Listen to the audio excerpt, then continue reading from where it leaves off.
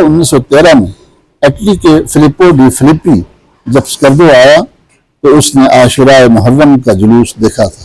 اس ماتمی جلوس میں تابوت، علم اور زلزلہ بھی تھے۔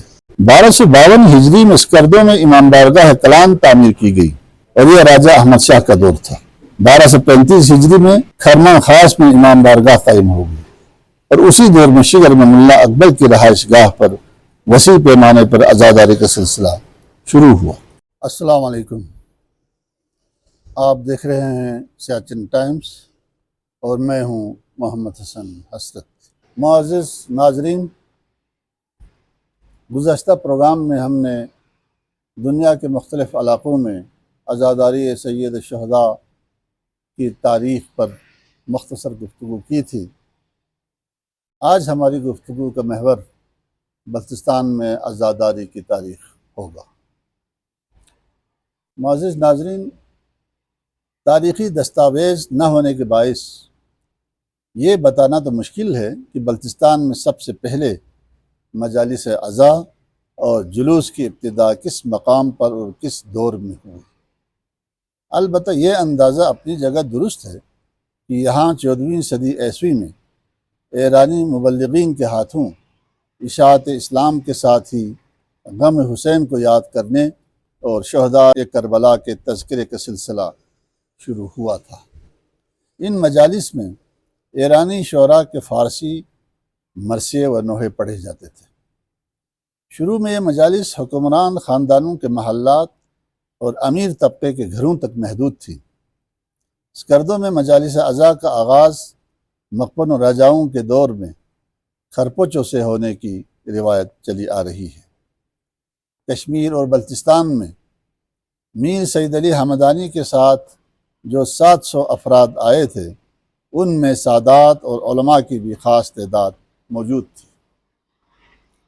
ان کے بعد میر سید محمد ہمدانی کے ساتھ بھی 300 علماء و سادات یہاں آئے تھے۔ ان سادات کرام اور مبلغین اعظام نے پہلے کشمیر میں فضائل محمد و آل محمد اور عزاداری سید شہداء سے اپنی تبلیغی مہم کا آغاز کیا، جس کے اثرات بہت جلد بلتستان تک پہنچ گئے۔ اس کے بعد سادات میں سے وقتاً فوقتاً افراد ایران سے کشمیر یا وسط ایشیا کے راستے بلتستان آتے رہے، اور اس تسلسل میں ایک اہم نام میر شمس الدین عراقی کا ہے، جنہوں نے مذہب اہل بیت کے پرچار میں بھرپور کردار ادا کیا، اور اسی پاداش میں آپ کو سید محمد بیہقی نے کشمیر سے جب نکال دیا تو سید شمس الدین عراقی اسکردو میں خانوادہ مقپن کے ہاں پناہ گزین ہوئے۔ یہ 1499 تا 1505 کا زمانہ تھا۔ کشمیر میں جب چک خاندان برسر اقتدار آیا تو کشمیر اور گرد و نواح میں عزاداری کو مزید پھلنے پھولنے کا موقع فراہم ہوا۔ چک خاندان اور مقپن حکمرانوں کے درمیان قریبی تعلقات تھے، اسی لیے جب مغلیہ بادشاہوں نے حبیب چک اور احمد چک کو کشمیر سے جلا وطن کر دیا تو وہ اسکردو کے راجہ علی شیر خان انچن کی پناہ میں آئے اور ایک عرصے تک یہیں رہے، جو ان کے ہم مسلک تھے۔ اس طرح اس دور میں یہاں کشمیری طرز عزاداری کا پہنچنا بعید از امکان نہیں ہے۔ اس کے علاوہ مختلف ادوار میں ایران سے علماء و مشائخ بلتستان آتے رہے، جن میں ایک نام میر عارف اردبیلی ہے، جن سے 1599 میں علی شیر خان انچن کی ایک بیٹی کی شادی بھی ہوئی تھی۔ اسی دور میں ملا طالب اصفہانی مغل شہنشاہ اکبر اعظم کے سفیر بن کر بلتستان آئے۔ ایسے میں ایران کے دینی رجحانات و عزاداری کی رسومات کا یہاں منتقل ہونا لازمی امر تھا۔ اس کے بعد میر عارف و میر ابو سعید آ کر تھغس اور کرس میں متمکن ہوئے، جبکہ سید علی طوسی، سید محمود طوسی اور سید ناصر طوسی نے ایران سے آ کر کواردو، اسکردو اور شگر میں قیام کیا۔ غالباً اسی دور میں بلتستان کے طول و عرض میں عزاداری سید شہداء کی روایت زور پکڑ گئی۔ ان علماء و مبلغین نے عزاداری کی روایات کو فروغ دینے میں اہم کردار ادا کیا۔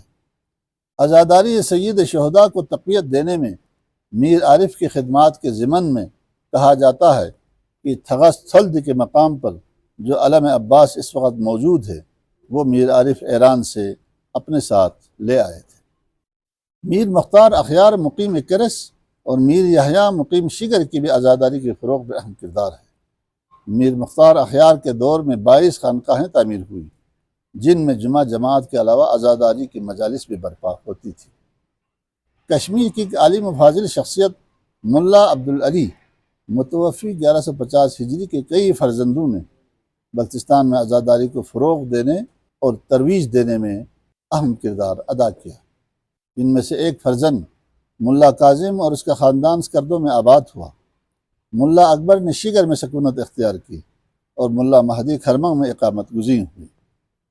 ان دنوں اسکردو میں راجہ احمد شاہ، کھرمہ میں راجہ علی شیر خان اور شگر میں راجہ سلیمان خان حکمران تھے۔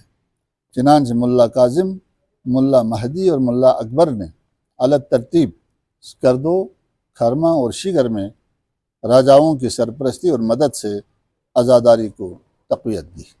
1252 ہجری میں اسکردو میں امام بارگاہ کلان تعمیر کی گئی اور یہ راجہ احمد شاہ کا دور تھا۔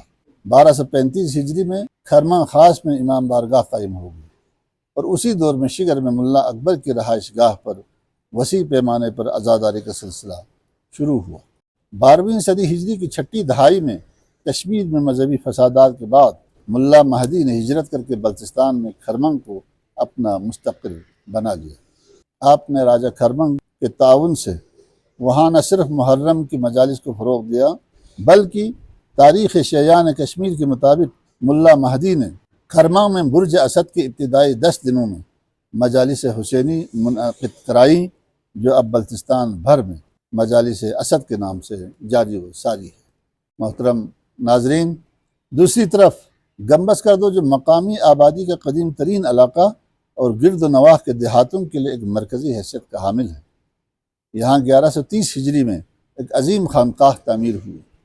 اس خانقاہ میں 1274 ہجری میں راجہ علی شاہ کی وفات تک جمعہ جماعت قائم تھی اور مجالس عزا بھی برپا ہوتی تھی۔ 1840 میں ڈوگرہ یلغار کے دوران کھرڈوں اسکردو میں امام بارگاہ قائم تھی جہاں ڈوگرہ فوج نے قیام کیا تھا۔ جہاں تک اسکردو میں جلوس عزا کا تعلق، اس کی قدیم تاریخ کا تو علم نہ ہو سکا، البتہ 1913 میں اٹلی کے فلپو ڈی فلپی جب اسکردو آیا تو اس نے عاشورائے محرم کا جلوس دیکھا تھا۔ اس ماتمی جلوس میں تابوت، علم اور ذوالجناح بھی تھے۔ محترم ناظرین، یہ بلتستان میں عزاداری کی چند ابتدائی تاریخ کے تذکرے اور جھلکیاں ہیں۔ اس کے بعد تو بلتستان کے قریہ قریہ، گاؤں گاؤں، محلہ محلہ اور گھر گھر ماتم سرا بن گیا۔ ہر علاقے اور ہر گاؤں میں مجالس عزا منعقد ہونے لگی۔ ڈوگرہ دور میں بھی عزاداری سید شہداء کو خوب فروغ ملا۔ کسی قسم کی کوئی رکاوٹ نہیں تھی، بلکہ ڈوگرہ دور میں اسکردو میں جب جلوس عزا امام بارگاہ کلان پہنچ جاتا تو ڈوگرہ سپاہیوں کا ایک مسلح دستہ بندوقوں کا سر نیچے کر کے جلوس کو سلامی دیتا۔ گویا عراق، ایران، لکھنؤ، دکن اور کشمیر کی طرح بلتستان بھی عزاداری سید شہداء کا قدیم زمانے سے مرکز چلا آ رہا ہے۔ وقت کے ساتھ ساتھ اس میں تبدیلیاں اور ارتقائی منازل طے ہوتی رہی ہیں۔ مجموعی طور پر یہ مجالس و جلوس ہائے عزا اس علاقے کی پہچان ہے۔ مجالس عزا کی بدولت یہاں ایک نئی تہذیب پروان چڑھی ہے۔ اس تہذیب نے ادب آداب سکھائے، امن اور بھائی چارگی کی فضا قائم کی، محبتیں بانٹنے کے طریقے بتائے۔ ان مجلسوں میں علماء و ذاکرین نے معاشرے کو دین و شریعت کی تعلیم و تربیت سے سرفراز کیا، انسان دوستی کا درس دیا۔ گویا بلتستان کا مہذب و متمدن معاشرے کا قیام انہی مجالس و محافل کا مرہون منت ہے۔ بلتستان میں عزاداری کی تاریخ کا موضوع ایک وسیع سمندر ہے۔ مختصر وقت میں اس وسیع موضوع کو سمیٹنا ممکن نہیں۔ آئندہ کسی موقع پر اس موضوع کے حوالے سے تفصیلی گفتگو کرنے کی کوشش کروں گا۔ علامہ اقبال کے ان اشعار کے ساتھ اجازت چاہتا ہوں۔ اللہ اللہ بائے بسم اللہ پہ در، اللہ اللہ بائے بسم اللہ پہ در، معنی ذبح عظیم آمد پسر، بر زمین کربلا بارید و رفت، لاله در ویرانه ها کارید و رفت، نقش الا اللہ بر صحرا نوشت، ستر عنوان نجات ما نوشت۔ اللہ نگہبان۔